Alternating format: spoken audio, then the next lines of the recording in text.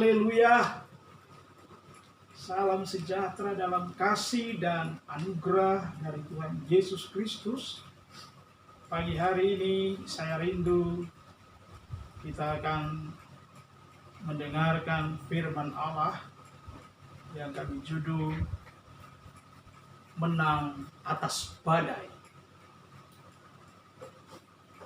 Firman Allah yang akan kita baca terambil dalam kitab Injil Markus pasal yang ke-6 ayat yang ke-45 hingga ayatnya yang ke-50. Markus pasal 6 ayat 45 hingga ayat yang ke-50.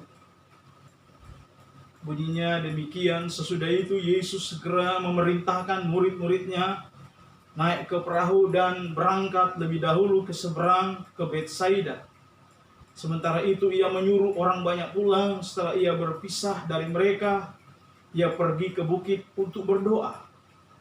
Ketika hari sudah malam, perahu itu sudah di tengah-tengah danau, sedang Yesus tinggal sendirian di darat. Ketika ia melihat betapa payahnya mereka mendayung karena angin sakal, maka kira-kira jam 3 malam ia datang kepada mereka, berjalan di atas air dan hendak melewati mereka. Ketika mereka melihat dia berjalan di atas air, mereka mengira bahwa itu adalah hantu. Lalu mereka berteriak-teriak, sebab mereka semua melihat dia dan mereka pun sangat terkejut. Tetapi segera ia berkata kepada mereka, "Tenanglah, aku ini, jangan takut." Saya ulangi ayat yang ke-50, "Tenanglah, aku ini, jangan takut." Saudara yang dikasihi Tuhan, sejak semula manusia telah diatributi dengan pakaian kemuliaan. Kata takut dan gelisah serta kebimbangan belum tersentuh oleh mereka. Dan bahkan tak ada rasa takut dan cemas yang terlintas dalam pikiran mereka. Rasa takut itu muncul ketika manusia memberi celah kepada iblis dengan melanggar firman Allah. Itu terambil di dalam kitab Kejadian pasal 2 ayat 16 dan 17. Tuhan telah mengingatkan manusia pertama, itu Adam dan Hawa. Tapi masuk dalam Kejadian pasal yang ketiga, ternyata mereka melanggar firman Allah. Dan saudara yang dikasihi Tuhan, awal muncul dari rasa takut dari manusia ketika mereka melanggar firman Allah. Saudara yang dikasihi Tuhan, bagaimana cara kita menghadapi atau mengatasi pencobaan atau badai yang mendatangi kehidupan kita? Terkadang manusia dunia ini, dalam dunia ini cenderung untuk menyerah kepada pencobaan atau kepada badai yang datang silih berganti dalam hidupnya. Bahkan mengatasi badai itu dengan kekuatan sendiri. Ironisnya dikatakan oleh firman Allah, biasanya manusia mengalami kegagalan. Nah, kita berkata dalam Yeremia pasal 7 yang kelima, terkutuklah orang yang mengandalkan manusia. Ayat yang ke-7 dia berkata, tetapi diberkatilah orang yang mengandalkan Tuhan. Saudara yang dikasihi Tuhan, dalam mengatasi cobaan dengan kekuatan sendiri, dikatakan bahwa mereka mengalami kegagalan. Tapi sebagai orang percaya, sebagai umat Allah, dalam kita menghadapi berbagai macam cobaan, kita menghadapi itu dengan iman dan berpengharapan yang kokoh kepada Tuhan. Alkitab berkata, ada 4 pilar dalam menghadapi berbagai macam badai hidup dari kehidupan kita umat Allah. Kita berkata badai yang datang dalam kehidupan kita datang dari dunia ini. Dalam 1 Yohanes 2 ayat 15 sampai 17, badai ini datang dari dunia ini. Segala kecenderungan manusia untuk dibawa kepada keinginan duniawi, itu yang dikatakan oleh Injil 1 Yohanes pasal 2 yang ke-15 dan 17, bahwa pencobaan itu datang dari dunia. Yang kedua, pencobaan yang datang dari diri sendiri. Dalam 1 Yohanes pasal 2 16 dan Yakobus 1 ayat yang ke-13 dan 14, bahwa pencobaan itu datang manusia sendiri. Dan yang ketiga, pencobaan yang datang dari setan alias iblis. Dalam Efesus pasal 2 ayat 1 sampai 3 dikatakan pencobaan itu datang dari iblis alias setan. Dan yang keempat, pencobaan itu datang dari teman yang jahat atau kawan yang jahat. Dalam 1 Korintus pasal 15 ayat 33, karena itu jangan berkawan kepada kawan yang jahat.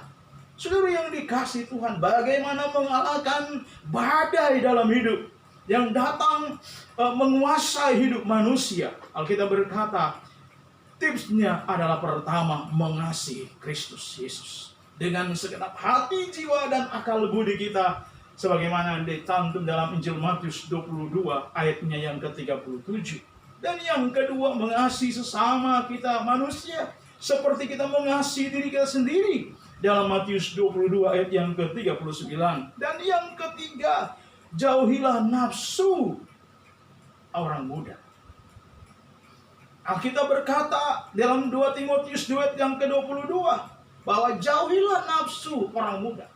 Kesenangan-kesenangan yang sesat, baik kita mulai lihat melalui media, medsos. Terkadang banyak kali umat-umat Allah berjam-jam di saat membuka medsos. Ada di Google, ada di YouTube. Orang mulai lihat yang namanya porno aksi. Itu dilarang oleh firman Allah. Yang keempat, kita harus menjauhi dan menghindari yang namanya godaan itu. Seperti contoh adalah Yusuf di dalam Kejadian pasal 39 ayat yang ke-2. Yang ke-12, Yusuf saat menghadapi cobaan datang, menggoda kehidupannya sebagai seorang anak muda yang disucikan, dikuduskan oleh Allah. Dia memiliki integritas karena dia mengasihi Tuhan. Alkitab berkata, dia lari dari pencobaan. Jangan mendekat pencobaan itu. Kalau kita tidak mampu menghadapi pencobaan, Alkitab berkata, tipsnya adalah lari, meninggalkan godaan itu, sehingga kita menang di tengah-tengah badai hidup.